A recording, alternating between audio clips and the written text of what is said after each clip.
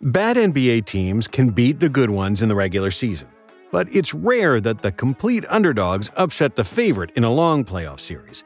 So, when David beats the Goliath, and when the low-seeded teams knock out the title frontrunners, it becomes a memorable story in years to come. Here are the 10 biggest upsets in NBA playoff history, starting with the most recent. 2020, Denver Nuggets defeat the Los Angeles Clippers 4-3. The potential playoff matchup between the Lakers and the Clippers in 2020 became the hottest topic in Hollywood ever since Brad married Angelina. Never before have the Clippers looked so good, and never before they've managed to snatch a marquee free agent from their big brother. Kawhi Leonard famously shunned the Lakers and chose to go back to Cali with his pal Paul George, refusing to link up with LeBron and Anthony Davis. This created a rivalry the whole NBA world was buzzing about all year long, and the two LA teams were destined for a clash in the Western Conference Finals. However, this rivalry never really came to fruition, because one big man from Serbia had something to say about it as well. After the Clippers took a dominant 3-1 lead in the Western semis against Nikola Jokic and the Denver Nuggets, the series shifted. The Clippers had a double-digit lead in each of the final 3 games of the series, and each time, Jokic and the Nuggets would come back and upset the heavily favored Clippers, who completely fell apart in Game 7. Paul George was trending on Twitter for all the wrong reasons, and Kawhi had to admit that he isn't the new king in town, while the Nuggets went on to face the Lakers and the actual king. 2016, Cleveland Cavaliers defeat the Golden State Warriors 4-3.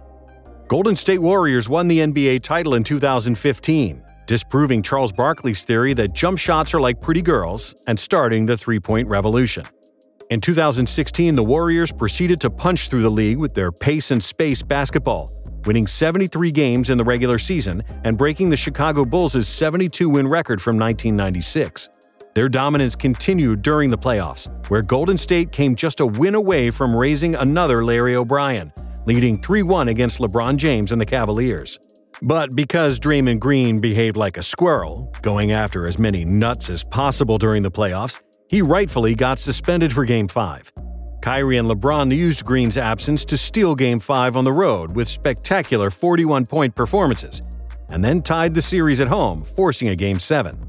In one of the most exciting finals sequences ever, LeBron blocked Andre Iguodala, Kyrie made a clutch 3 over Curry, who was then stopped by Kevin Love at the other end.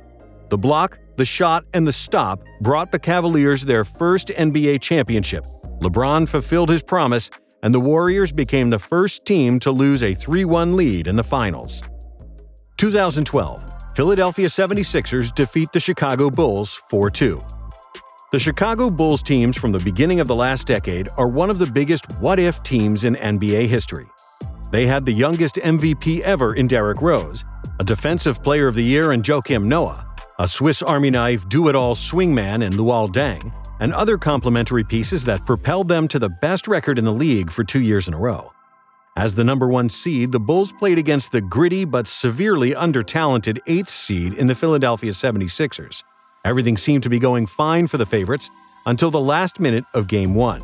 Derrick Rose made an explosive cut towards the basket, like he did a million times before in his career. Only this time, his knee buckled, and that was all she wrote. Without Rose, the Bulls became another number 1 seed to lose in the first round of the playoffs, and this was the beginning of an end for that iteration of their team. 2011, Dallas Mavericks defeat the Miami Heat 4-2. In retrospect, this wasn't such a big upset when we look at the depth charts of both teams and how they matched up on the floor. The Mavs had an evenly balanced team with shooters, 2 defensive specialists, and a superstar who played the best basketball of his career. On their way to the finals, the Mavs swept Kobe and the Lakers, who were the defending champs, and they beat the Thunder with KD, Russ, and Harden. On the other hand, the Miami Heat had 3 superstars, and not much else. Knowing what we know now, this was a pretty even series. But at that moment, before it all started, the Heat were the Goliath and the Mavs were David. Everybody looked at it as 3 superstars in their prime against a European blondie who can't defend and a 37-year-old Jason Kidd who was 1 foot out of the league. When the Heat took a 2-1 series lead and had a big lead in the 4th, almost nobody could have predicted the final outcome. However, the Mavs came back and won Game 4 and then 2 subsequent games as well, providing one of the biggest upsets in NBA Finals history. 2011, Memphis Grizzlies defeat the San Antonio Spurs 4-2. Before 2011, Memphis Grizzlies hadn't won a playoff game, while the Spurs were the most boringly successful team in all of basketball. The Grizzlies entered the playoffs as an 8th seed, while the Spurs had the best record in the West. And nobody expected that the historic success trajectory of these franchises would be disrupted in this series. However, the matchup with Memphis didn't suit the Spurs at all. San Antonio was vulnerable to physical teams who didn't play at a fast pace, and that's precisely who the Grizzlies were. Zach Randolph and Marc Gasol were like two linemen who continually bullied their way through every Spurs player, similar to what Tampa Bay's defensive line did to poor Pat Mahomes in the last Super Bowl. Memphis's grit and grind won the series in 6 games, becoming just the 4th team in history to knock the first seed out of the playoffs. 2007, Golden State Warriors defeat the Dallas Mavericks 4-2. Golden State Warriors were a synonym for losing in the late 90s and early aughts. They came into the 2007 season with 13 straight years without a playoff appearance, an NBA record at the time. However, in 2007, they appointed Don Nelson as the head coach and brought some fresh blood on the court with the signings of Matt Barnes, Steven Jackson, and Al Harrington. Nelson's run-and-gun style yielded instant success, and the Dubs finally made the playoffs as the 8th seed. But even though they managed to squeeze into the postseason, nobody expected them to do anything against the best team in the league and the MVP of the regular season. Mavs won 67 games that season. Dirk joined the super rare 50-40-90 club, and the whole world expected Dallas to make another deep run after losing the 2006 NBA Finals. But Nelson and his squad had other plans. They believed that they could do the impossible and knock out the favorites, and the whole city got behind the "We Believe" mantra, which became an unofficial nickname for the team.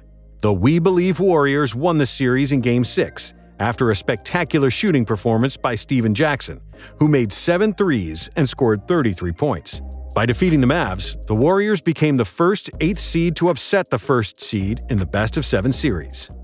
2004, Detroit Pistons defeat the Los Angeles Lakers 4-1. From the outside, everything looked peachy in La La Land at the beginning of the 2004 NBA season. The Lakers had the most dominant player in the NBA in Shaq, they had Kobe, who was the best one-on-one player in the league, and they added Gary Payton and Karl Malone, who were hungry to win their first NBA titles. However, on the inside, things couldn't be more hectic. Bryant and O'Neal were at the height of their feud, and the team chemistry was probably the worst in the league. But despite all the turmoil, their talent prevailed, and the Lakers made it to another NBA Finals. There they would play against the Pistons, who were a good team, but who played with 0 superstars on the roster. All evidence seemed to point to another Lakers championship. But the Pistons exposed the Lakers with their defense and playing as a team, while the Lakers played as individuals. Shaq was guarded brilliantly by Ben Wallace, while Kobe was forcing things in the selfish desire to win his first Finals MVP trophy and trying to prove that he's the new alpha dog. Bryant shot just 38% for the series and 17% for 3, which wasn't nearly good enough for the guy who was taking 23 shots per game. Detroit won the series in 5 games and produced a major upset, which was the final nail in the coffin of the Kobe and Shaq Lakers dynasty. 1999, New York Knicks defeat the Miami Heat 3-2. In 1999, Patrick Ewing was 36, and his All-Star days were in the rearview mirror. Hampered with injuries, Ewing's aging body gave little hope that New York could be relevant in the playoffs. Without their star player for the majority of the lockout-shortened season, the Knicks barely made the postseason as the 8th seed. That meant they would be playing their old nemesis in the first round, the Miami Heat. In the best-of-5 series, the Knicks and the Heat were even after 4 games, and the deciding Game 5 was the closest one in the series. With 4.5 seconds to go, the Knicks were down by 1 when Jeff Van Gundy called a timeout. If they didn't score, their season would be over. The ball got into the hands of Allen Houston, who made a move towards the basket. His floater hit the front rim, but with a very friendly bounce. It found the bottom of the net with 0.8 seconds on the shot clock. It was only the second time in NBA history that the 8th-seeded team defeated the 1st seed in Round 1 of the playoffs. The Knicks would win 2 more series and proceed to the NBA Finals, where they lost to Tim Duncan and the Spurs. 1994, Denver Nuggets defeat the Seattle Supersonics 3-2. The most famous iteration of the Supersonics was with Gary Payton and Shawn Kemp. whose teams were a perpetual title contender in the 90s. The Sonics won 63 games during the 1993-94 regular season, the best record in the NBA, and in the first round they faced the 8th seed Denver Nuggets, who barely made the playoffs. And even though Seattle had 2 All-Stars, Denver had one of the best defenders in NBA history. Dikembe Mutombo suffocated the Sonics offense, averaging 6.2 blocks per game and scaring everybody even to attempt a shot at the basket. After losing the first 2 games, the resilient Nuggets won 3 in a row to defeat the heavily favored Supersonics, becoming the first ever 8th seed to produce an upset in the first round. 1981, Houston Rockets defeat the Los Angeles Lakers 2-1. In 1980, the LA Lakers won the NBA title, where Kareem Abdul-Jabbar was the regular season MVP and Magic was named the MVP of the finals. In 1981, Kareem was still widely considered as the best player in the NBA. Magic was the league's premier point guard, and everybody expected them to repeat as champions. The Lakers finished with the second-best record in the West, and they were supposed to make easy work of the 7th-seeded Houston Rockets, who accumulated more losses than wins in the regular season.